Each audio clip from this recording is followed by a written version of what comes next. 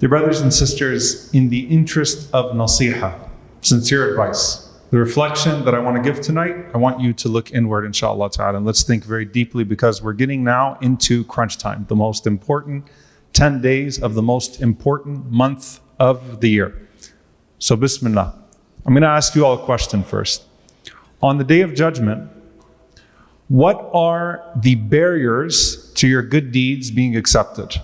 The Prophet ﷺ said that there is a specific moment that a person is bankrupt on the day of judgment, rendered muflis, bankrupt on the day of judgment despite their prayer, despite their fasting, despite their qiyam. What are those deeds?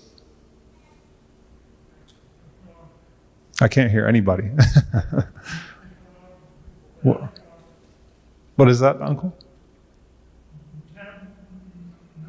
Bad manners, jazakallah khair. What else? Huquq al-ibad, the rights of the servants, mashallah. Anything else? One of the sisters said something? Brothers? Okay. We know the hadith of the Messenger sallallahu alaihi wasallam that a person comes on the day of judgment and they have their prayer, they have their fasting, they have their siyam. Can you imagine how many Laylatul Qadrs they have caught? A lifetime of seemingly doing the good deeds. But sabba hadha wa shatama hadha wa akhtaba hadha wa daraba hadha, and in different ahadith, different narrations of the hadith, those things are in different order. But the point is, despite all of that, you cursed this person, you backbited this person, you slandered this person, you hit this person, you denigrated this person. Basically, you had a nasty tongue. So, huquq al-ibad, the people that you hurt, line up and they take your good deeds until you have nothing left. Laylatul Qadr khayrun min alfi shahr. Can you imagine Laylatul Qadr is better than 1,000 months?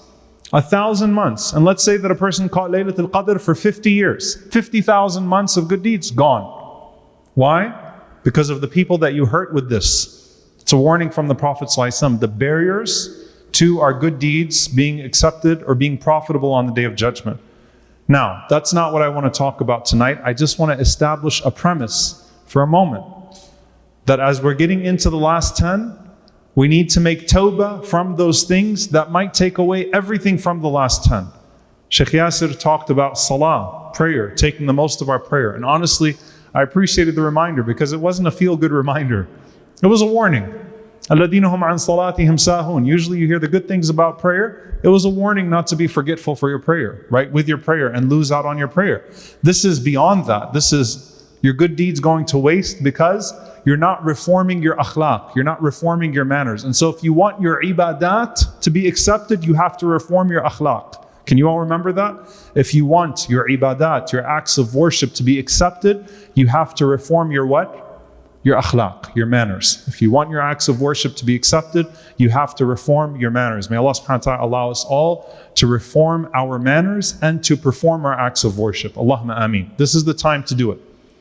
In this life, there's also another prominent aspect of these next 10 nights, which is dua to Allah.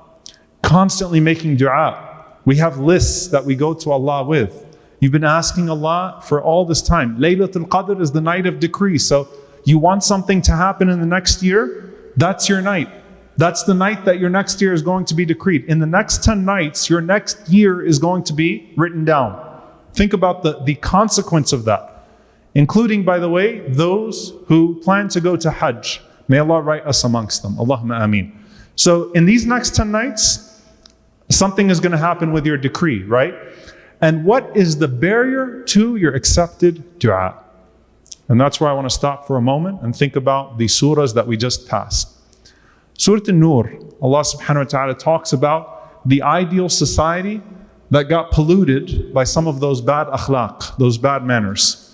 Slander, gossip, until they did not spare our mother Aisha radiallahu ta'ala anha. Our mom.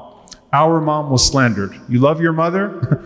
You're reading about the story of your mom being slandered with the worst type of slander. Our mother was slandered by people we also love, not the hypocrites, Ibn Ubay ibn Salul. Some of the Sahaba fell into the trap, passing it right and left. They took it and took aspects of it and passed it. And Allah forgave the companions, not the hypocrites. But what did Allah subhanahu wa ta'ala say? يَعِظُكُمُ اللَّهُ أَن تَعُودُوا لِمِثْلِهِ أَبَدًا. That's a strong warning. I'm warning you never to go back to this again. Nothing like it, the remnants of it. Don't you ever go back to anything like that episode ever again. يَعِظُكُمُ اللَّهُ أَن تَعُودُوا لِمِثْلِهِ أَبَدًا. Allah let you off with a severe crime. And yes, there were some people that had to pay the penalty of slander. And there were others that Allah knows. They passed the slander, but they were not amongst the main slanderers. But Allah subhanahu wa ta'ala offered an amnesty. But a warning with that amnesty, don't you ever go back to that way again. Let there never be an episode like Hadithatul Ifk in the society of Medina again, like the slander of our mother Aisha radiallahu ta'ala anha in the society of Medina again. That's a strong warning. Honestly, if you're reading that ayah, the strength of it, it is such an admonishment. The strength of it, like it's not even, Allah does not even talk about what the consequences are. It's just Allah is warning you. I'm warning you, do not ever go back to anything like that again. Don't let that happen in the society of Medina again. Just like Uhud, don't let the disobedience of Uhud happen again. And they never did, right? The Sahaba never had another Uhud episode. And the Sahaba never had another Ifk episode. Alhamdulillah, because they were a people who took the Quran very seriously. And then you see in Surah Al-Furqan, Ibadur Rahman, the servants of the Most Merciful. And Allah mentions their Tawba, their repentance. Why? Because all of you will sin. All of you will sin. All of the children of Adam will sin. All of us will fall at times.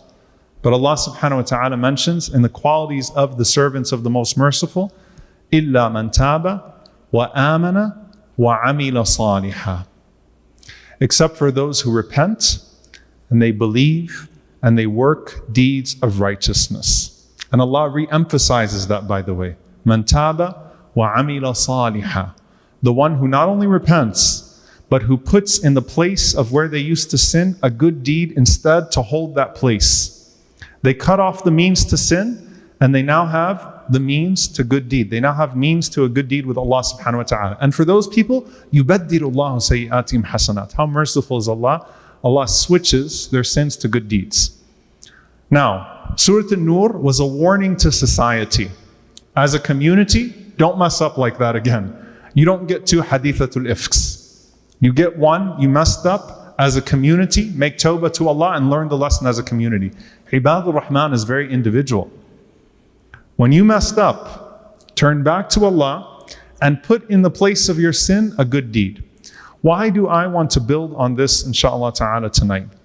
Because just like there are barriers to our good deeds having any weight on the Day of Judgment, the barriers to our dua having any weight in this life is our insistence on sin. So the insistence on poor akhlaq make our ibadat meaningless. The insistence on sin render our du'as void. How do we know? The hadith of the Prophet ﷺ. A person calls out to Allah and says, Ya Rabb, Ya Rabb, Ya Rabb. Oh my Lord, oh my Lord, oh my Lord. But look at your dress. Look at your food. Look at your sustenance. You're insisting on haram, and then you're insisting on Allah subhanahu wa ta'ala to answer your du'as. How does that work? Yes, Allah answers du'as. But what kind of effort are you putting in? You're insisting on your ways, and then you're insisting Allah answer your supplications. It doesn't work that way with Allah subhanahu wa ta'ala. أَنَّا يُسْتَجَابُ لَهُ. On what basis are you going to be responded to? You're not willing to reform your ways, but you want Allah subhanahu wa ta'ala to answer every one of your supplications. Why? Because I listened to, my khutbah, I think tomorrow's Friday. It is tomorrow. Tomorrow's Friday, right, Sheikh? Yes, tomorrow's Friday. My khutbah tomorrow will be about making the most of Laylatul Qadr and things of that sort, right? So I followed the tips. I read the dua. I said, Allahumma innaka afuwan tuhibbul afwa fa'fu anni. I prayed the entire night. I caught Taraweeh. But my du'as, look, for myself and for you, Ramadan resolutions means difficult sacrifices. And what I want to really advise myself and all of you, and wallahi it comes from a sincere place, I hope, for myself and for you, remove the means that are causing you to constantly fall in the sins over and over and over again. For some people, that means scrub your social media. If you're not going to do it in Ramadan, then when are you going to do it? You need to delete your social media. For some people, that means I need to exit certain WhatsApp groups. Or I need to delete WhatsApp altogether. For some people, that means I need to delete certain contacts. Honestly, there are certain friends in my life that just provide a constant avenue to sin for me. For some people, that means I really need to consider at this point, if I'm in a haram business or I have a haram level of earning, I'm going to cut it off now. For some people, that means reforming your dress. For some people, that means reforming your food. For some people, that means reforming your sustenance. But every one of us has to look deep, deep, deep, deep, deep. Because when you show Allah subhanahu wa ta'ala that you're going to insist on these ways and you're not willing to make those sacrifices, that is the barrier between you and your supplication. Your du'as become mechanical at that point. How beautiful is the du'a of a person that says, Ya Allah, I'm changing. Ya Allah, I'm taking the next step in my journey to you. Ya Allah, I'm looking at myself and I'm not going to insist on these things, no matter how minor they are. Remember the Prophet ﷺ said, Iyyakum wa muhaqqarat ad-dunub. Beware of the minor sins. Some of you are planning weddings right now for after Ramadan. How are you planning that wedding to be? Think about it. Right? Every single aspect of your life. What are you thinking about doing right after Ramadan? Every single one of us look deep in the mirror as we go into these 10 nights and say, how do I delete my past?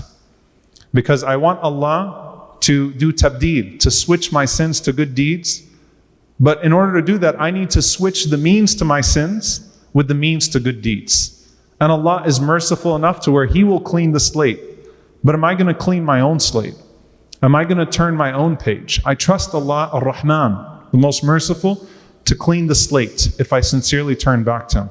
But will I fill it with good? And so while we're talking about Ramadan resolutions, we're less than 2 weeks left in Ramadan. If you weren't going to make the change in these next 2 weeks, if you're not going to do it in Ramadan, when are you going to do it?